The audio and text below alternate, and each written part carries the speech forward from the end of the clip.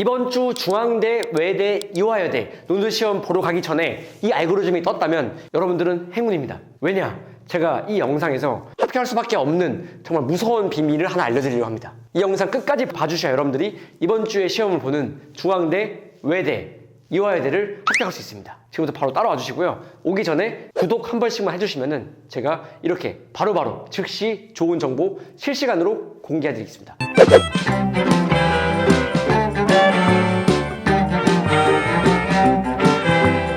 여러분 안녕하세요. 저는 연대를 3번 합격한 사람 연세합사입니다. 여러분들 수능 보느라 고생 정말 많으셨는데 수능 이번에 시험 보시고 좀 상대적으로 점수가 안 나온 분들이 많이 계시죠. 수능 점수가 잘 안 나오신 분들이 가장 많이 신경 쓰는 게 이제 흔히 말하는 이 중경외시 이 나라도 가야겠다 라고 하는 친구들이 있을 겁니다. 혹은 이 대학 라인을 가면은 내 인생의 가장 큰 행운이다 라고 하는 학생도 있을 겁니다. 제가 그런 분들을 위해서 준비했습니다. 자, 심지어 지금 이 중에서 중앙대, 외대, 이대 이 세 개 학교는 이제 시험이 바로 코앞에 닥쳐 있죠. 며칠 안 남은 상태이기 때문에 자, 이 영상을 잘 봐주세요. 시험 보러 가기 진짜 하루 전에 이틀 전날에 여러분들이 뭘 해야 되는지 설명을 드릴게요. 자, 일단은 중앙대, 외대, 이대 같은 경우에는 셋 다 공통적으로 최저 학력 기준이 있습니다.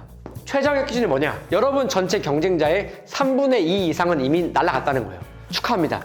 만약에 중앙대, 외대, 이대를 시험 보러 간다라는 것 자체가 여러분들이 그래도 상위 30% 안에 들어갔다는 거예요. 실제 외대 같은 경우에도 36.8%가 전체 중에 최저를 맞춘 비율입니다. 어떻게 보면 이 전체에서 3분의 1 정도만이 실질적으로 최저학력을 맞추기 때문에 여러분들이 생각하는 경쟁률은 생각보다 낮아진다고 보시면 되겠죠. 자, 그러면 반대로 말하면 뭐냐? 이 세 학교에 시험 보러 온 학생들은 기본적으로 그래도 국영수사 성적이 어느 정도 좀 위치에 있다는 겁니다.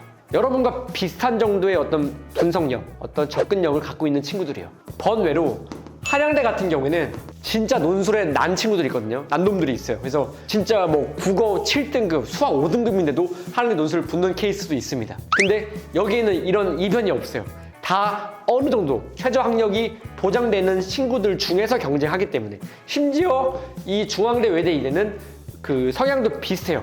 장문형이라기보다는 그래도 어느 정도 이제 단문형 정도 글자 수가 한 500자 내외에서 왔다 갔다 하는 좀 상당히 짧은 단문형이기 때문에 이런 단문형들을 다 준비한다는 점에서 이 학교들을 준비하는 친구들과 여러분들은 정말 비슷한 수준으로 비슷하게 공부를 하고 지금 내 인생에 중앙대, 외대, 이밖에 없는 절박한 사람들이 모여서 떼거지로 시험 보는 게 바로 이 중앙대, 외대, 이대라는 겁니다. 그럼 여러분들이 이 세 개 학교를 어떻게 준비해야 되냐? 일단 첫 번째로 이게 제가 뭐라고 했습니다. 이 세 개 학교들의 특징이 단문형 논술이라고 했죠. 그쵸? 자, 단문형이기 때문에 뭐가 필요하냐면은 기본적으로 정답에 대한 정확한 이해가 필요해요. 그래서 정답 추론 능력이 한양대보다 월등히 더 이게 앞섭니다. 그래서 아마 한양대도 준비하는 사람이 있을 텐데 중앙대, 외대, 이대가 한양대보다 이런 정답에 이제 가까운 답을 제시해야 합격할 가능성이 높아진다는 거예요. 그래서 우리 친구들이 내가 쟁점을 정확히 파악하는 거에 초점을 주겠다. 여기서 필요한 게 바로 뭐냐면은 이제 핵심 키워드죠, 그렇죠? 그래서 이 세 개 학교는 기본적으로 핵심 키워드를 제시문마다 문답마다 얼마나 제대로 잘 만들어내는지가 관건입니다. 여기서 조심하셔야 되는 게 핵심 키워드를 뽑아낼 때 여러분들이 무리한 치환은 하지 말라는 거예요. 어떤 키워드를 내가 억지로 막 치환해서 바꾸려고 하지 마시고요.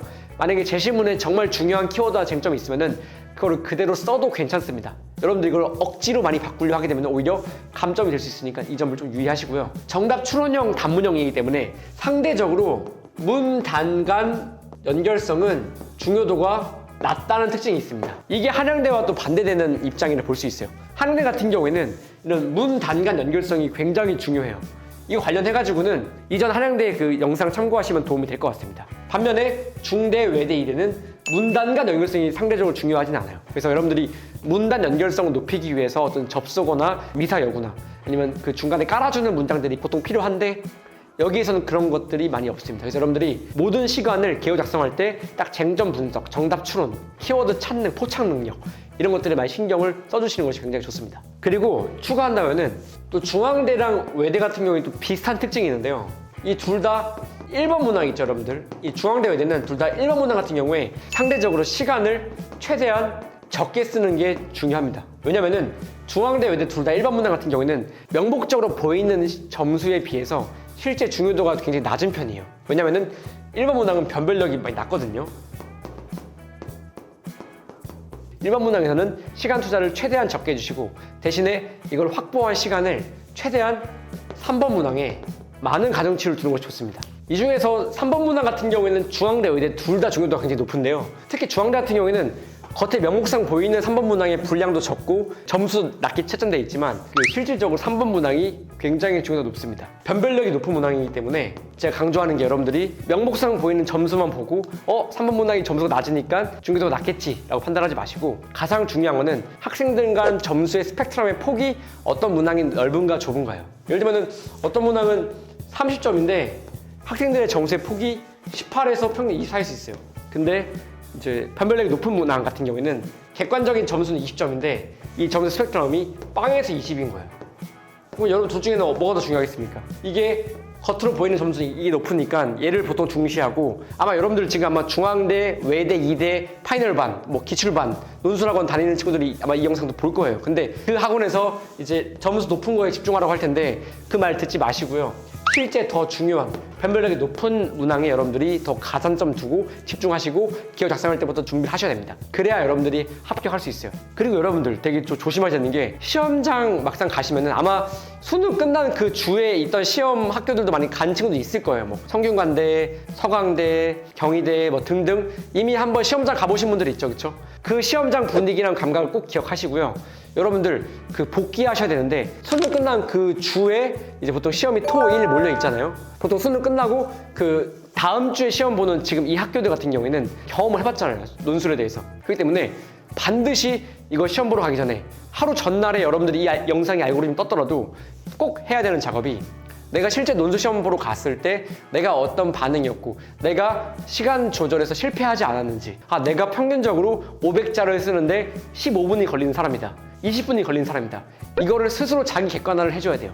이렇게 메타인지를 하는 상태에서 여러분들이 시험장에 가셔야지 내가 실제 시험장에 가서 시간 조절에서도 흔들리지 않고 완벽하게 글자 수를 맞춰서 글을 쓸 수 있게 됩니다. 반드시 지금 여기 있는 학교들 중앙대, 외대, 이대 시험 보는 친구들은 꼭 내가 시험장 보기 전에 지난주에 시험 봤던 수능이 있는 주에 시험 봤던 학교들에서 내가 이제 반성하고 복귀하고 다시 한번 눈을 감고 상상해 보세요. 눈을 감고 내가 시험장 갔을 때 앞에 앉았었지, 중간에 앉았었지, 내가 기호 작성할 때 내가 키워드를 안 써놔서 문제였네. 이런 식으로 여러분들이 뭔가 미리 분석하고 경험했던 걸 토대로 시뮬레이션을 미리 돌려야 됩니다. 스스로 계속 이제 환기시키고 각인을 시켜야 돼요. 그렇게 하셔야 여러분들이 이 학교들을 잡을 수 있습니다. 수능이 끝나고 이제 이 학교에 시험 보러 오는 친구들은 누구나 다 간절한 상태예요. 절대 긴장의 끈을 놓지 마시고 기출들 아무리 못해도 각 학교별로 최근 3개년 기출은 보셔야 됩니다. 꼭 3개년 기출은 꼭 보시고 논술 첨삭나라에 가시면은 다른 학생들의 답안을 또 열람할 수 있으니까 보시면서 공부를 하셔도 좋고요. 시험이 얼마 안 남았다고 해서 중앙대, 외대, 이대 기출 문제만 보는 것도 문제가 됩니다. 여러분들이 이런 기본 유형에 대한 학습이 있죠, 그렇죠? 유형별로 어떻게 접근해야 되는지를 먼저 정확히 인지한 상태에서 답안 작성해야 되기 때문에 유형별 학습에 대한 복습도 꼭 해주시고요. 이런 것들만 잘 해주시면은 이 세 개 학교 같은 경우에는 이런 정답 추론형, 쟁점을 정확히 파악하는 게 되게 중요하기 때문에 다른 경쟁자들에 비해서 좀 더 수월하게 합격할 수가 있습니다. 논술 다시 말씀드리지만 경쟁률은 높지만 제대로 글 쓰는 사람이 별로 없기 때문에 여러분들이 충분히 월등히 강점 볼 수 있습니다. 기세가 중요하니까 시험장 가서도 주눅 들어가 있지 말고 딱 당당하게 어깨 딱 펴고 허리 펴고 당찬 호부 있는 모습으로 딱 시험장에 앉아서 시험에 임해주시기 바랍니다. 이제 시험 정말 바로 코앞에 있으니까 여러분들이 이 코앞에 있는 시험을 잘 준비해서 꼭 논술 합격하시고 합격한 후에 저 연세합사한테 다 연락을 주시면은 제가 대접할 테니까 합격하고 나시면은 저를 잊지 마시고 꼭 연락을 주십시오. 제가 연락을 기다리겠습니다. 우리 모두 열심히 논술 준비해서 꼭 합격해 봅시다. 다들 모두 화이팅!